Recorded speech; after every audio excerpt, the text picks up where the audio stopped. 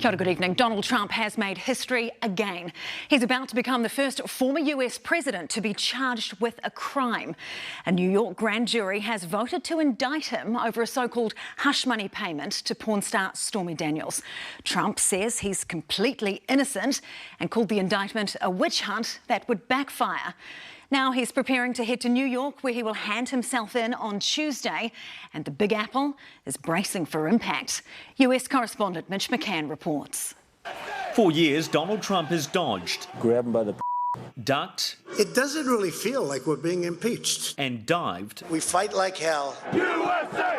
USA! from every scandal that's come his way. I could stand in the middle of Fifth Avenue and shoot somebody and I wouldn't lose any voters. But the former president's luck may have just run out. If you're just joining us, I'm Wolf Blitzer. We're here in the Situation Room. We're following truly historic, major breaking news. Here, we have just gotten word former President Donald Trump has been indicted. After an almost 5-year investigation, a grand jury has voted to indict Trump over his alleged role in a hush money payment to porn star Stormy Daniels. His former lawyer Michael Cohen arranged the payment in 2016 to keep her quiet over an alleged affair with Trump. Mr. President, did you know about the $130,000 payment to Stormy Daniels? Today, a spokesperson for Manhattan District Attorney Alvin Bragg confirmed the indictment, saying in a statement, "This evening we contacted Mr. Trump's attorney to coordinate his surrender to the Manhattan DA's office for arraignment." It's expected he'll face more than 30 counts related to business fraud, but the exact details of the charges are still under seal. Trump has slammed the indictment, labelling it a political persecution. He said the Democrats have done the unthinkable, indicting a completely innocent person. He called Manhattan DA Alvin Bragg a disgrace, and that this witch hunt will backfire massively on Joe Biden. This is like communist level shit.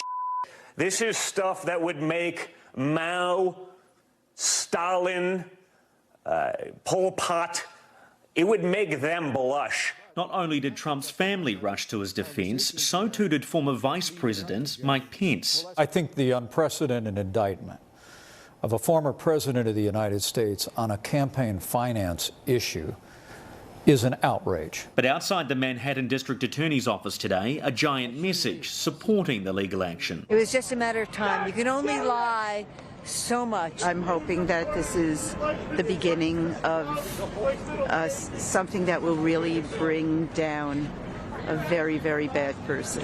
The charges will be unsealed when Trump turns himself in at a New York courthouse next week.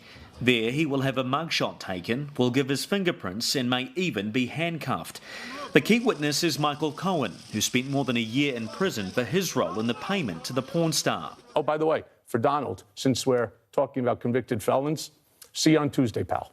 Another unprecedented moment for an unprecedented president who wants to be back in the Oval Office, not a jail cell, by the end of next year. Mitch McCann, Newshub. CBS reporter Christiane Benavides is with us now from Trump's Mar-a-Lago resort in Florida. Christiane, one of the big concerns now, of course, is the backlash from Trump's supporters. Is there any sign of that yet? Well, look, we did speak to some Trump supporters that showed up here near Mar-a-Lago. Let me just sort of say that anytime some sort of news develops, there's a group of supporters that show up here. You'll recall in August of last year, you had dozens and dozens of supporters that showed up not just here on the causeway leading up to Mar-a-Lago, but in front of the Mar-a-Lago state, you had dozens and dozens of people. So they do come out.